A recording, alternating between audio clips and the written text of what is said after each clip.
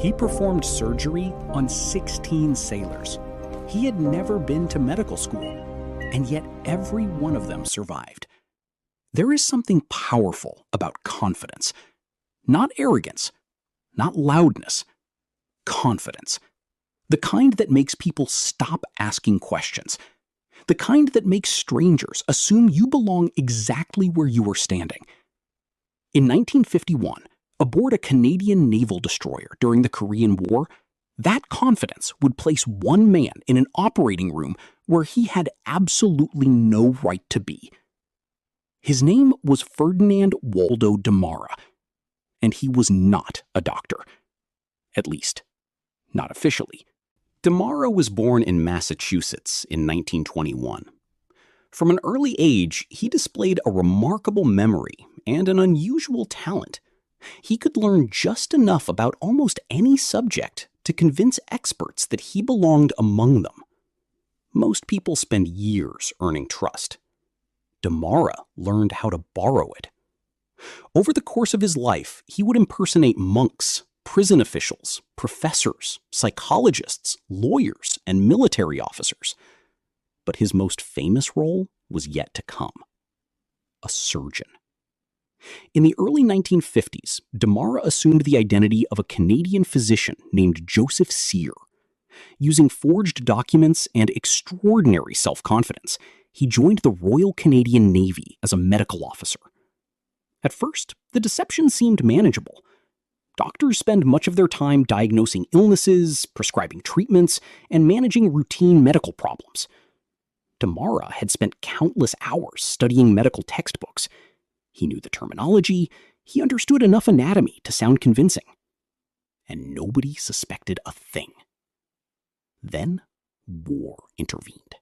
Demara was assigned to the destroyer HMCS Cayuga during the Korean War. One day, 16 wounded sailors arrived. Several required surgery. Real surgery. Not examinations. Not paperwork. Operations. Demara faced a decision: confess and expose himself, or proceed. He chose to proceed. Locked in his cabin, he pulled out surgical textbooks. He read furiously. He studied the procedures. He made notes. Then he walked into the operating room and began. The nurses noticed something unusual. The doctor seemed to consult reference materials more often than expected. But wartime medicine was chaotic. Everyone was exhausted, and the patients needed treatment immediately. There was no time for lengthy questions. One operation followed another. Demara removed bullets. He treated traumatic injuries. He performed procedures that should have required years of specialized training. The astonishing part is what happened next. The patients survived. Reports from the ship indicated that the outcomes were unexpectedly good. No one realized they had just placed their lives in the hands of a man who had never attended medical school. For a while, the deception remained hidden. Demara became respected aboard the ship. His confidence inspired trust. His apparent competence silenced doubt. And once people trust you, they often begin looking for evidence that confirms that trust, rather than challenges it. Psychologists call this confirmation bias. Demara simply called it opportunity. His downfall came not in an operating room, but in a newspaper. A story about the ship's doctor was published. Someone who knew the real Joseph Cyr saw it. Questions were asked. Investigators contacted the actual physician. The truth emerged quickly. The celebrated naval surgeon was an imposter. The revelation stunned Canada. How could a fake doctor have treated patients? How could military authorities have failed to verify his identity? How could an untrained man perform surgery during wartime? The questions were embarrassing because they exposed a weakness in every institution. Trust.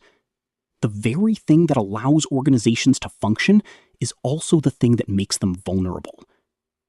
Demara had not hacked a system. He had not bribed officials. He had not broken into a hospital. He simply presented himself as someone worthy of trust. And for a time, everyone believed him. Years later, Demara became known as the Great Impostor.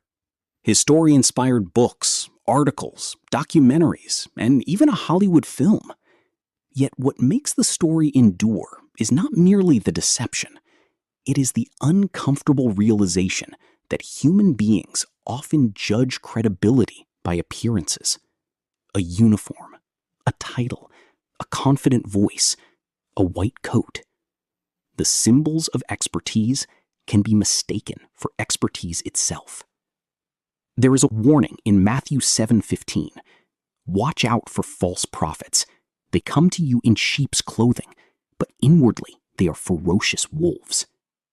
The lesson is not that everyone is dishonest. Most people are exactly who they claim to be. The lesson is that appearances alone are never enough. Credentials should be verified. Claims should be examined. Trust should be earned. Because sometimes the person standing in the white coat is not the doctor everyone believes him to be. And sometimes the most dangerous deception is the one that looks completely ordinary.